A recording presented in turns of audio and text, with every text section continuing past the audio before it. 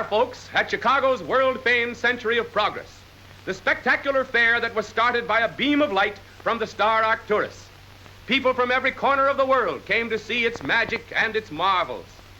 No less than 22 millions of them came swarming into this colossal show to witness the brilliant handiwork of its modern, unparalleled ingenuity.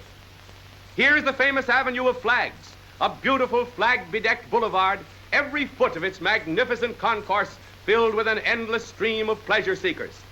In gay attire, full of the holiday mood, keying their spirits to the glitter and sparkle of their surroundings, eager participants in the sweep and glory of a show unmatched in the annals of fair making. Like a sentinel commanding the sun stands the Hall of Science, saluting the waters of the shimmering lagoon. It is a typical example of the regal architecture that is to be found everywhere on the grounds, creating, together with its companions, a skyline of glowing monuments to beauty. Look at this dazzling performance of architectural effort, a symphony in steel and stone and glass, a tribute to structural perfection. With its graceful lines and commanding pylons, it offers a vivid modern contrast to an age-old Maya temple nearby. These majestic records of artistic achievement are to be seen everywhere. Visitors flock by the millions to drink in their glories. Following one upon the other, they create a picture that enthralls the eye with their sweep and majesty, a gorgeous climax to this vista of blue-green lagoon. Seen from the deck of a launch or across the rippling waters, this group makes an unforgettable impression.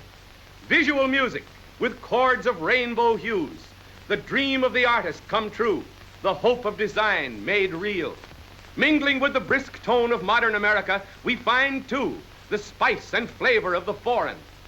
From Europe and the Orient come resplendent roofs of gold, exotic reminders of different times and civilizations, adding their individual touches to the scintillant pageant that has made the World's Fair such a unique adventure. Once it was Ferris wheel, but today it's the towering sky ride that offers the major thrill of the fair. These towers rise into the sky to the dizzy altitude of 628 feet. And what a view visitors got from the windows of these rocket riders. Traveling across the lagoon, one saw far below the fairgrounds in a molten glow of brilliance. Blues and reds and greens and yellows, all fused into a blazing kaleidoscope of color. Truly a fairyland of light. And now back to Earth. Here we once more are on one of the main avenues of the fair, amid that never-ending tide of humanity pounding along in search of excitement. 44 million feet, dog-tired and aching, but who cares about weary feet with all that whirl and glitter beckoning us on and on? To pause before this map-covered dome, the back view of the exhibit, 1,000,000 years ago. Let's go round front and take a look. Here's King Kong himself and two of his gentle playmates entertaining the Midway crowds. But this is only one of the countless bizarre and fascinating displays that made the Midway a perpetual Mardi Gras of frolic.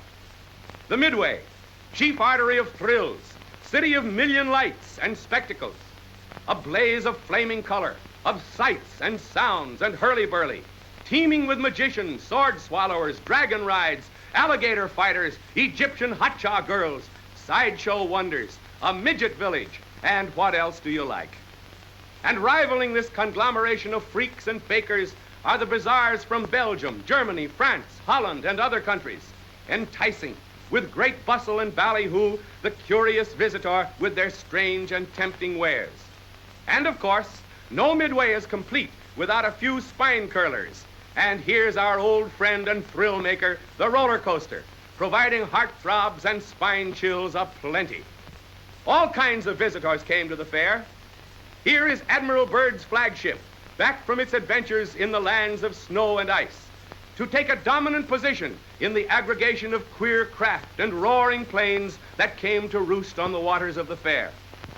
In panorama, the north end of the fair presents a vista of sheer beauty, a glamorous setting for that galaxy of architectural gems. Seen from above, their commanding grace is clearer than ever, casting over the scene a compelling note of progress, breathing forth the true meaning and spirit of this World's Fair. Colors, tones, shapes, all sharply etched in brilliant design, a harmony of effects that captivate the mind. And now we come upon a most unique structure, the Travel and Transport Building, presenting a dominant phase of industry in its most commanding aspects, a triumph of architectural design and balance. Bold and austere in line, it serves as the symbolic landmark of that section of the fair dedicated to travel. And here is transportation in its most modern, thrilling expression. The Temple of Champions, with its clean-cut lines and splashing fountains, mingling beauty with utility. A proud symbol of the world's century of progress, stressing in particular the most universal mode of individual transportation. In the shadow of this modern architecture, crowds come daily to see how cars are subjected to acid tests of endurance. This miniature track, with its 45-degree side banks and its saucer turns, is the proving ground of car performance. The pit in the center, affectionately called Death Valley and Punishment Pit, subjects a car to a grueling examination of fitness. It looks as though something is happening. Let's go down and see. Here is a real surprise. Harry Hartz, national racing champion and daredevil of the racetrack. No fashion shows for Harry. He's going to show us the real points of this thoroughbred. All right, Harry, let's go. He's off in a smooth getaway, and now watch him go. 35, 40, 45, 50 miles an hour, zooming madly around the track, having the time of his life. And these mobs watching him are getting one grand thrill. Listen to those tires screech and scream as he takes the curves. Look at that car hug the road like a beetle. Could a racing model do better? Here he comes again on the far side. Watch out! Oh, that was Harry up to his old tricks again. Beautiful balance to that car. Did you see him take that 45-degree incline? Just a little of the old racetrack fever. Here he comes again. And again he takes that thrilling tilt. I'll say that car has balance. I can see now why she was chosen the winner. And now watch Harry come down the ramp at full speed. Here he comes. Zowie, what performance! He must be awfully confident of that car he's driving. And now he's away again, burning up the track with smooth, unadulterated power. Here he comes down the ramp. What's up, Harry? Oh, a trick. Stopping in the middle of a hill. He must have perfect brakes to get away with that. Now do it at full speed, Harry. And there he tears, hell-bent for horseplay. Up, down, stop. Nice work, Harry. No swerve, pitch, or brake throw. Those brakes must be good. And now he's speeding into the home stretch and pulls up on a dime. Hands off the wheel, a beautiful ending to a grand performance. And one sweet car, too. Nice driving, Harry. What now? Two more speed boys. Looks as though this is going to be a contest. All right, boys, let's see your stuff. Look at those terrors plow through the sand. See them go down into those shell holes and climb right out without a pause, without a halt. They take these nerve-shattering bumps in full stride at top speed without batting an eyelash. Ride 'em, cowboy. They buck and jump and keep right on. Oh, I've seen tough babies before, but never anything like this. What a brutal test for those cars. Motor, gears, and body, every part of them, certainly come in for a cruel and terrific hammering. Boy, look at those slithering turns, those soul-jarring leaps. No one watching these demons on wheels can doubt their strength and sturdiness. And can they take it? What's more, these cars absorb this fearful punishment not once, but 6 times a day. And judging from the crowds, this show is a great hit with the world's fair visitors. Look! Bang! Crash! Look at this one tear along. Look out! Oh, he's over. Hope nothing's happened. No, here's the driver, safe and sound.